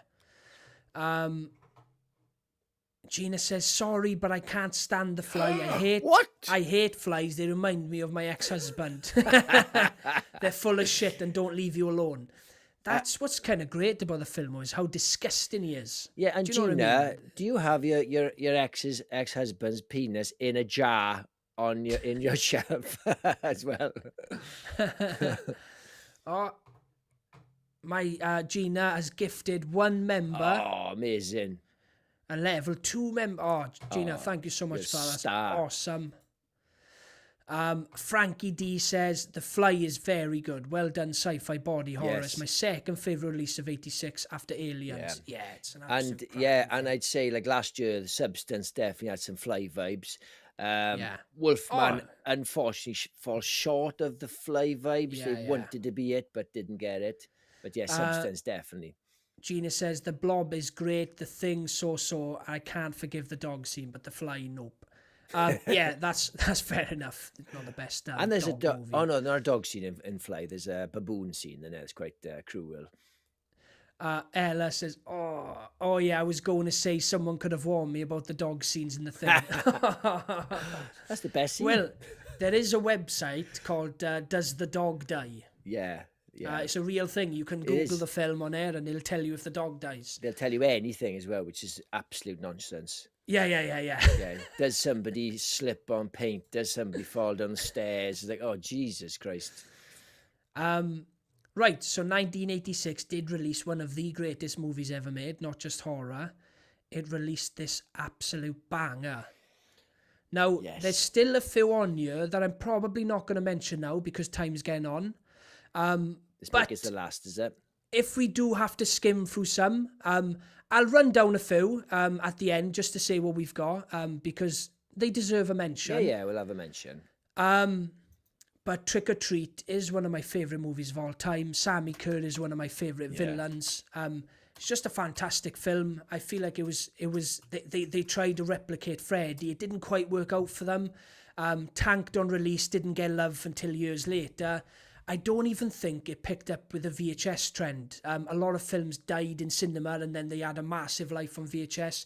I don't even know if it caught that wave. I think it was even later again they picked up steam. Yeah. But you're talking about a movie now that gets released on 4K and sells out instantly. Super hard to get hold of now. It has absolutely become a cult classic movie. I remember, and I know I've said it before, but for anyone new to the channel, my father had loads of posters in his attic from when my auntie worked in a VHS shop. And this was the poster he had, but it was landscape. And I just used to stare at this poster on repeat. I was hoping it wasn't going to be one of those cases where when I finally got to see the movie, my imagination wouldn't be better than what I actually seen. Yeah. And I love this movie. It's one I go back to a lot. I've now showed it to my 9-year-old daughter. She loved it. I skipped past one scene. and the one scene you're talking about, the melting year, is the bit that I laughed out loud, and I'm surprised that she couldn't watch that bit. Is that on your own? Well, it's because the girl with the clothes being pulled apart in it. I thought it was the melted year. Yeah, that's the same scene. She's in the back of the car. Oh, I thought it was because the effect No. Right, because thinking she's seen like Army of Darkness and things. Your daughter, just for everybody, she's like 9, isn't it? 9, yes. Yeah. We watched Army of Darkness last night, actually, together. So I watched Trick or Treat specifically because we did a video of it a few months ago. It fucking bombed. It was a great video. Yeah. It's one of those bombed. But if you like Trick or Treat, you need to watch that video because it's a good video. Yeah. We put a lot of love into that. I know. It sucks sometimes. The algorithm just doesn't push them in. Yeah. But I really enjoyed it. I enjoyed it more than I thought. I thought it was going to be one of those 80s ones where I was like, it's not for me. But I thought it was great. Yeah, well, this is what's great about it, Jenkins, is that it doesn't take itself too seriously. No, it's 100% tongue-in-cheek. Yeah. A little bit funny in parts, but when it needs to be a horror, it's a horror. You know, the scene where he first comes out of the stereo in Ragman's bedroom and you've got the speaker shaking and the veins popping through and then his face coming through the mesh. And then when the room goes dark and the lightning lights him up, oh my God, it's just electric. And there's some genuinely funny moments in it. It's just like there's one scene where they're watching him in a show in a school, and the guy in the front row gets killed and just like vanishes, like he's just into dust, and then the person behind him just moves into his spot as if like he's got a better view. And I'm like, I go to a lot of concerts. I'm like, there's spot on. If someone moves out of the way, you just slip into the space. And when Sammy Kerr pulls the woman out of the TV and she just turns to crisp, and then he's hoovering her up because he happened to have a hoover in his hand anyway, and he's like. And it's quite subtle. It's not like this is comedy. This is just like very. It's subtle. it's like a few seconds scene. You just see him hoovering it up, and it's so funny. Yes. I'm a huge fan of this movie. So much love. This is probably one of my favourites that we've spoken about tonight. An absolute highlight of a movie. And he is so well cast. Oh my God, Sammy Tony Kerr. Fields. He is brilliant. He died not long after this movie. I can't remember what he died from. I think it was like something like age-related cancer or something. What? Cancer-related AIDS. That's not a thing. There's something there. There's something there, right? Right. But and you know, Gene Simmons was asked to play Sammy Kerr first. Yeah. He turned it down and ended up playing Nuke, who's Ragman's friend who gives him Sammy Kerr's final ever vinyl, and it has got one of the best soundtracks ever by Freeway. Yes, brilliant. Yeah, you've even amazing. got Ozzy Osbourne playing this guy who's like religious and he's against all this He's a cult. vicar, This sort of satanic music. It's so There's good. a great bit where he's reading out some lyrics from a song. Yeah. And then he goes, "Why can't we talk about holding hands?" And it's just mental seeing that coming out of Ozzy's mouth, like.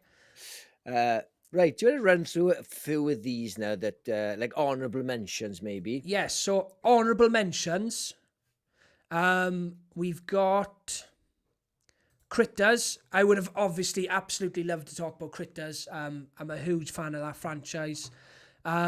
We've got Vamp. So before the Titty Twister, we had After Dark, a vampire nightclub. But Grace Jones has got F all on Salma Hayek. You like that I used this poster. It had to be this one because your dad used to have the cardboard cut out of this, didn't he? Oh, it was like polystyrene. Yeah, it was like huge. that thick. It was like polystyrene. Because there's loads of covers, and I thought, no, there's got to be this one, and this I picked as well. The old Worst. school. This was on my worst of. It's hard to tell. I know. And right, I loved it. Right, I got the VHS here. Right. Yeah. Look at that. One of the best VHS covers of all time. Yeah. I had to get this one. And then I bought it on Blu-ray a few weeks back. I loved this one when I was a kid. I had it on DVD. And I bought it on Blu-ray and I put it on for my girlfriend to watch. And oh my God, what a pile of shit. And I'm telling you, Jenks, it is so bad. For you to say that. Yeah, I know. Jesus. Do you know, I don't even think I finished it. I was struggling. I was again angry at how bad it was because I loved it so much. The practical effects in it are great. There's some really cool monsters, but it doesn't make a lick of sense. There's an opening scene, right? There's like 20 minutes of this guy with, I don't know what he's meant to be, like a little werewolf boy creeping on them and bouncing around like an idiot. It just doesn't make any sense at all. Yeah. The only reason I've never seen this, this video, right? Yeah, the poster's great. But that video, right, I bought that on eBay, right, and I went to watch it on my VHS player, and someone's bloody taped over it. It's a print, right, and it's like 90s BBC channels, so BBC news anchors and channels and ads and stuff from the 90s, and to be fair, I watched quite a bit of it. I found it quite interesting. So I couldn't complain. I didn't send it back or anything because... Yeah. It's basically just eye candy anyway. Yeah. Just for my shelf. But cheek on that. That's bad. That is. I know. Did you give him a bad review? No. I'm not the type. We've also got From Beyond, which is a great Stuart Gordon movie. If you like Reanimator, this one's a little less known, but you'll like this one as well if you like your Lovecraftian horror. It's got Combs and Barbara Crampton back. Proper nasty body horror movie. And just one more time, guys, if we can have a little round of applause for Rawhead Rex. Piece of shit. Right, should we do a few comments? No, stop. Stop. See, you were locked out of this, and now that you're like a collaborator, you can control too much and I'm happy. So Wolfman Got Naz was gifted a membership by Gina. I really appreciate that's awesome. Yeah, thank you so much, Gina. It hell of a lot to us. Welcome to memberships, Wolfman. Yes. Yeah. We've got Frankie D says The Fly is very good. Well done. Sorry, I've read this. Yeah. How was that? How did I miss the other one? Anyway, excuse me for a sec. Here we go. Yeah, so Trevi says, OMG, Trick or Treat is so legit. Oh, it's so legit, isn't it? Yeah. I'm so glad it's garnered some love over the years because it's a fantastic film. Yeah, it is. Abigail says, absolutely love Trick or Treat. Frankie D, Manhunter and From Beyond with worthy mentions. Manhunter, great film. Yeah, really good film. I forgot about that actually. Before Anthony Hopkins was Hannibal Lecter. Yes, Brian Cox. Great, and Grissom as the main guy. I've forgotten his name. Yeah. I love those movies so much. The Tough Fairy. Yeah. It wasn't on my radar because I was kind of searching horrors and it didn't pop up. Because it's just, I drew a blank, but it is a good shout, that is. Gina says, I wonder what the hell my brother had me watching with Trick or Treat, laughing my ass off. It is a funny fucking film, yeah. Yeah, it is. Yes, right. Everybody, cheers for jumping on tonight. It's been a really good show. Really enjoyed that. Yeah. And I may have rambled a little bit, guys. A lot of these films I haven't seen in a while, but I wanted to talk about them. Yeah. But yeah, apart from the rambling, it was a great show. Thank you to everyone who jumped on. We've seen a lot of new faces today and last week. So if you're new to the channel, guys, thank you so much for sticking around. Thank you for watching, guys. Yes. It's been an absolute blast. Yeah, we got a secret for you, and that's a new. If you haven't been on before, Horror Talk. Yes, thanks for jumping on. Really appreciate it. Yeah, if you're on Facebook, we've got a group. Jump on Twisted Locker. We just talk. We just review things. People send photos in of their like movie collections, anything like that, anything horror related. And there's no dickheads on there apart from us. And if you want to join our membership to support the channel, it starts at 99 pence, 99 cents. We throw in quite a lot of videos, some shorts. We're going to start doing live soon for our members. We're just in the cusp of sorting something out. But if you haven't subscribed, please subscribe. If you know anybody who would like the channel, spread the word, share us as much as you can. Yeah. Anything to add, Kurt? Yes. No, I'm all good. Thank you, guys. It's been a great one. Appreciate you all. Right. We'll catch you on the next one, guys. Cheers. Cheers, Have a guys. good night.